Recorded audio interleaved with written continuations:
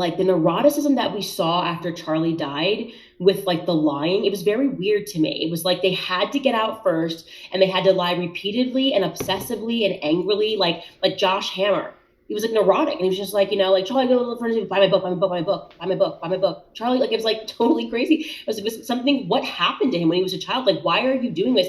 Why is there nothing that moves you spiritually to go, I'm not going to try to sell my book. That feels wrong. And also, like, lying about Charlie's state of mind feels wrong.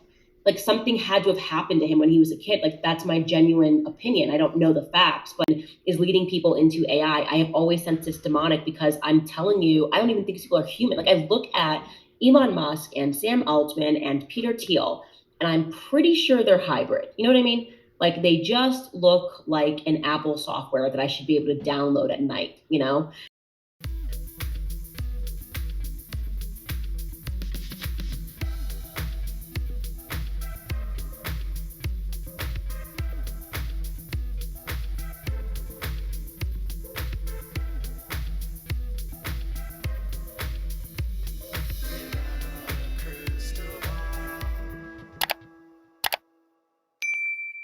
Hi, besties. Welcome back to my channel. So, Candace Owens has apparently burned down the internet today again over on X and basically all over. I shared a clip of her book club on my Instagram, and I literally have noticed in the past, I don't know, couple hours, this video has completely blown up. It has 5,000, 5,600 likes, 4,000 reshares, 807 comments and 107 reposts, which is not typical. So obviously, people are very either outraged or engaged. They don't really, it's interesting. Okay. So Candace did a book club a day ago or 2 days ago. And in her book club, she's covering this book. Let me tell you, Sigmund Freud and the Jewish Mystical Tradition by David Bakken. The book is about Sigmund Freud's relationship with the Jewish mystical tradition, and it's explored through the lens of a 1958 book by psychologist David Bakken. And despite Freud's self-professed atheism, Bakken and others have argued that Jewish mysticism, particularly the Kabbalah, may have unconsciously influenced his psychoanalytic theories. So the book is the foundation text exploring the connection. The book asserts that Freud's psychoanalysis theory is rooted in Jewish traditions, especially the mysticism of Kabbalah. It argues that his psychology can be viewed as a secularized version of Jewish mysticism, and it delves into his background culture. And rather than asserting he was a secret scholar of Jewish mystical lore, the book is considered controversial. Okay. Some of the controversies of the book are that it's speculative, it might be far reaching, often unsubstantiated about Freud and his influences. There's not a lot of direct source material. That's what critics will say. I'm not going to go into like whether or not this book is actually like true or not. It's just something she's been reading with her, followers. She says that this book has taken the scales off of her eyes about, I don't know if it's Judaism or if it's about psychology. Candace herself it doesn't appear to be very supportive of psychology as a whole. She's been critical of things like EDMR, and she's very devout in her faith. And in some circles of Catholicism and even Christianity, people view psychology as sort of the anti of faith. You can't have both together.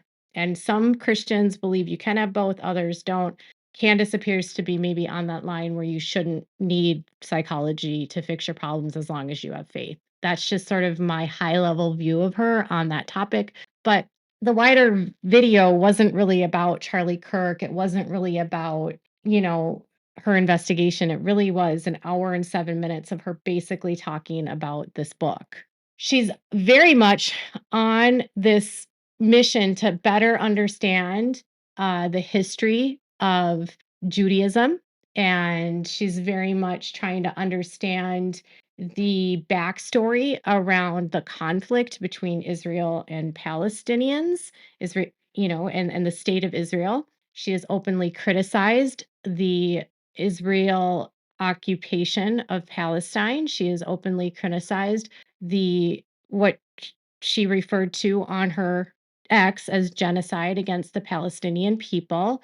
She's been very critical of the ongoing conflict between Israel and Hamas since October 7th of 2023. So her views changed a lot on Israel with what happened on October 7th of 2023 and the preceding years that followed.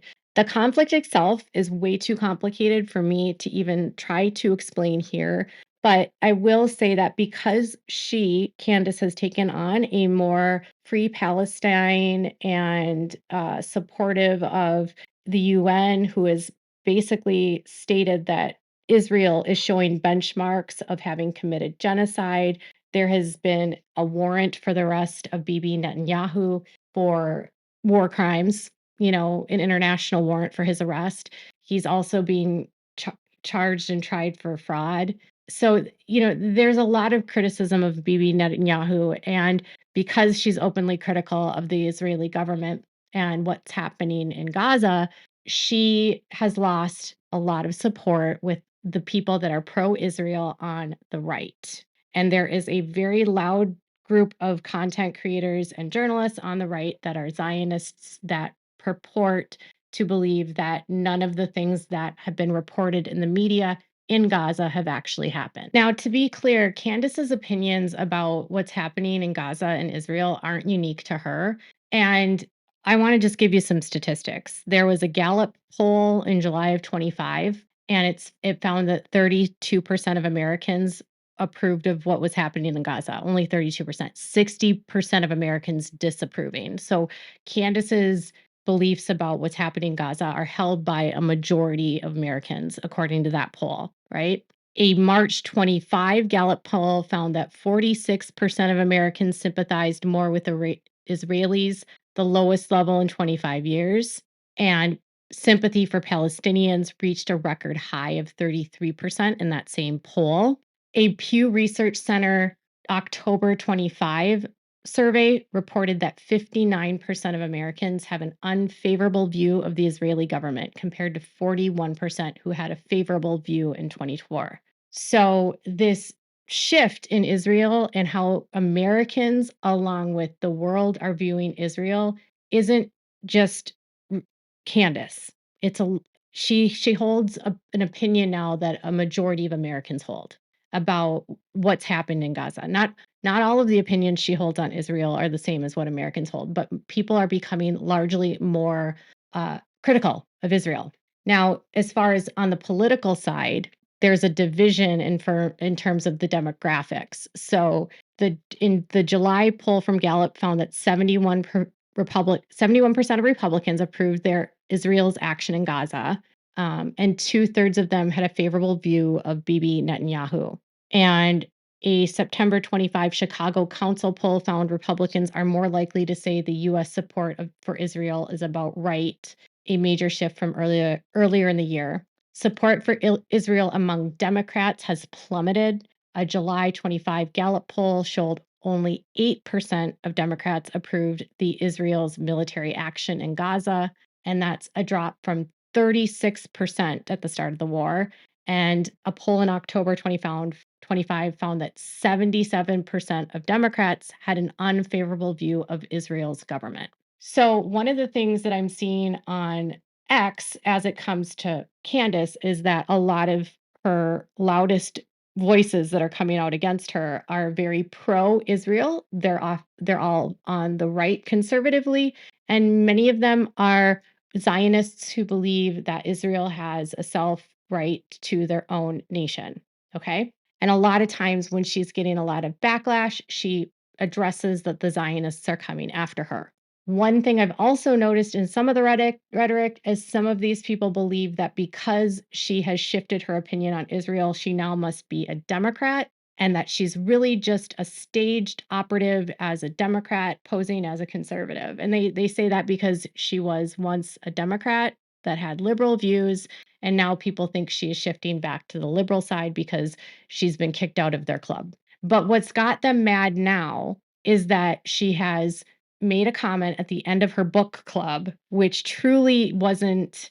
I know she says that she took it seriously, but let me show you what she said in the full context. Full steam ahead, just really needed to just take a breather and really process everything that happened with Charlie and what it kind of means in terms of where we are. And I think it is a circumstance where we just know. We just know that he was truly betrayed in one of the most egregious ways that I think I've ever seen. It has made me lose faith in politics. It has made me fully lose faith in Trump. And my heart aches for the fact that he gave so much of his life to Trump and to politics. And they just were like, nope, that is it. It serves us or it doesn't serve us, and we want to move on. And so here's a holiday. Bro, if they try to give me a holiday, what is with them giving people a holiday after they kill them? Why is that a thing? You know what I mean? Like, oh, Martin Luther King, what about this holiday? What about this boulevard? Anyways, let me knock off. Like, they're going to give Charlie Kirk a boulevard. They already did. They did in Israel. They gave him freaking boulevard. It's like, as soon as they give you a boulevard and a holiday, they definitely killed you. Okay, there's no question. They killed you. There's no way. That's like their signature thing. It's like that's what they do. It's the Fed signature. It's how they sign off after they murder you. They're like holiday and a boulevard. And it's never on the nice side of town either. Like Charlie Kirk Boulevard is not gonna be a nice side of town. Anyways, I will be back on the 27th, you guys. Thank you guys for all the support throughout these couple of weeks, these last really kind of 6 weeks since Charlie died. And we will see you guys then. So from the time that Candace converted from being a Democrat to a conservative, which happened around 2016, and she took on more of a conservative worldview, and then up until 2024, when she left the Daily Wire, when her views started to change around the Israeli government and her views about Judaism started to evolve, her entire career for that 8-year span was in the Judeo-Christian world, where a lot of her colleagues were Jewish and Zionists. And now she has an opposite view of those, of what she was previously promoting, right? And so a lot of her critics are the people that used to follow her when she was promoting a Christian Judeo worldview. So it makes sense that the largest people criticizing her would be the people that were once following her that are now calling her anti-Semitic, and they believe that she has lost her mind, right? A lot of them are talking about how she's mentally ill, but they appear to be most annoyed that she has changed her view on Israel and now that she has changed her view on Donald Trump. So she has lost her faith in politics. And I think when you hear her say that, I think that she's lost her identity in that she, for 8 years, worked with these people. They were her colleagues. And because she changed her point of view on one topic, all of these people are now shunning her. Now, the people will say, well, we're shunning her because these topics it's so far left of what we are. She's acting like a Democrat now. She's not acting like a Republican. A lot of them say that. And the most loud on X, right? I don't believe she's a Democrat. A lot of her views do not align with Democrats, and I'm a Democrat. But I live in a world where we can hold space for everyone to believe what they want. Regardless, because she's now claiming her belief is that the feds, i.e., the Trump administration, had something to do with the death of Charlie Kirk, along with Israel. And one of her largest critics, who happens to be a Zionist creator, Nathan Livingston, who's a conservative, says Candace now directly accusing the Trump administration of killing Charlie Kirk. They definitely killed you. And her response on Twitter or X was, Zionists are now signing up to my book club to steal my content. I meant every word. And when the feds are implicated, they always give people a holiday. And then she says, sign up to learn more why Sigmund Freud says incest inspires their neurotic psychopathic behavior. That's a little tongue in cheek because Candace is reading the book and she is very critical of Sigmund Freud. And it's very clear that she doesn't believe his theories while she was going through the book. But even accounts that repost Candace are being critical of her, like MJ Truth Ultra, which is an account that Candace often reposts, says, "Yikes, Candace Owens suggests Donald Trump and Netanyahu assassinated Charlie Kirk. Trump because he proclaimed October 14th, 2025, Charlie Kirk's birthday as the National Day of Remembrance for Charlie Kirk, and Netanyahu because he announced on September 11th, 2025, that a prominent traffic circle in Israel, often referred to as a square in local parlance, would be renamed Charlie Kirk Square." They wrote, "This is disgusting. This is a disgusting claim, in my opinion, regardless of how you feel. When you reach a certain level of people that follow you, trust you, and you have a profound responsibility not to say something like this without showing some kind of proof. Very disappointed in Candace for this." Now, accusing the federal government of killing Charlie Kirk is pretty out there. And especially accusing Donald Trump, who's someone that she supported, and his administration of being behind this, is obviously going to make some conservatives very angry. That's a very big claim to make. It's also, I feel like some of these people have latched on to Candace almost in a way as like they're obsessed with everything she says. They take everything she says and they pull it and they dissect it and they use it to inflame and to make people angry, to get people on their side to not like her and not listen to her. In a way, some of these people are pulling these statements to gain their own followers, to get their own people to believe them, and to make people not believe her. Now, I don't know that in this book club she expected anyone to believe her when she said, "I think the feds killed him." Implicated. She's very careful with her words. She never directly outright says it's Trump. She never directly outright says that what the involvement is. She did mention the United States government and Israel, but again, she didn't say what they did or how they did it or what happened. And again, it's a very big claim to make, right? But I don't think when she was making that claim, she was expecting that to be part of her investigation. And she's not presenting an investigation when she's making this claim. I think the punishment for what she says about things is outside of like, there's a lot of people right now that are angry at her because she doesn't hold the same view that they do about Israel.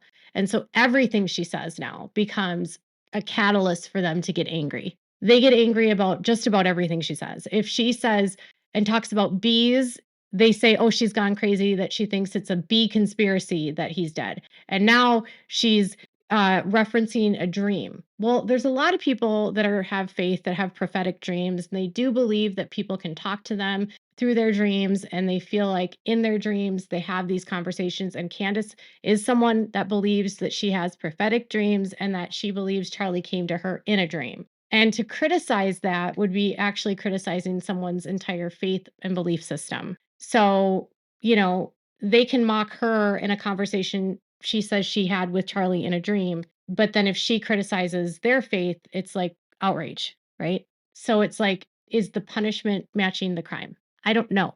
I just think there is a lot of people focusing on everything she says. And I don't know if it's because what she's saying is so outrageous and so irresponsible, or if it's just because we're so mad at her because she doesn't view the world like we do anymore and we feel betrayed. I don't agree with Candace on every topic. I don't agree with most of these Zionists and the dogpiling that they're doing, or even just the conservatives that are dogpiling on her. Everyone in this space should be able to have an opinion without dogpiling. And what's happening right now is a lot of dogpiling. And I think anytime content creators of any side tell people you shouldn't follow this person, and if you do, I'm going to unfollow you, that's such a freedom of choice is a huge part of social media. And it's a very polarizing place to be, to say that if you don't support everything I say and everything I believe, you shouldn't follow me. Don't you want your people that are following you to have a different opinion? Don't you want them to have different views? Do you want to live in an echo chamber? Or do you want to live in a society where we can have a dialogue about different topics? And with Candace on her podcast with her investigation, she's having a dialogue about what she's finding about different topics. And as far as I could tell, wasn't telling her followers what to think or feel. When I watched it, that's not what I thought. I didn't agree with a lot of what she said. And I didn't also think that I had to believe what she was saying as fact. We all have our own agency and our own self we all have our own minds, and you need to be able to think for yourself. So again, she's setting the internet on fire because she's now saying that Donald Trump and the administrations of Israel and Trump have killed Charlie Kirk. Whether that's rooted in fact, or whether that's rooted in her investigation, or whether that's rooted in the dream where she feels like Charlie said he was betrayed, I don't know. Candace's disillusionment with the current administration and what they're doing isn't, I think, is also pretty offensive to these people that are very diehard MAGA. And so any criticism of Trump, they also view as a betrayal. So that's probably another reason why they're so fixated on her. But for the same reason that you can tune in and tune out to anything, they can also choose to just not listen to her or follow her. They don't have to even hear what she says, but they do it because they're also getting engagement from it, and it promotes their own worldview. So every bit of outrage that they're expressing towards her also has incentive for them and their following. It's a very odd game if you think about it. And I'm just in the rabbit hole watching this all play out, and I'm going, well, that's weird. So, what are your thoughts? Are you convinced that Candace is onto something, or are you with these quote unquote Zionists that she says are coming after her? And do you think that the punishment fits the crime, or are they truly obsessed? Tell me in the comments below. Make sure to give this video a thumbs up. Make sure to subscribe to my channel if you haven't subscribed, and click the bell so you never miss a video. Thanks so much for watching. Bye, besties.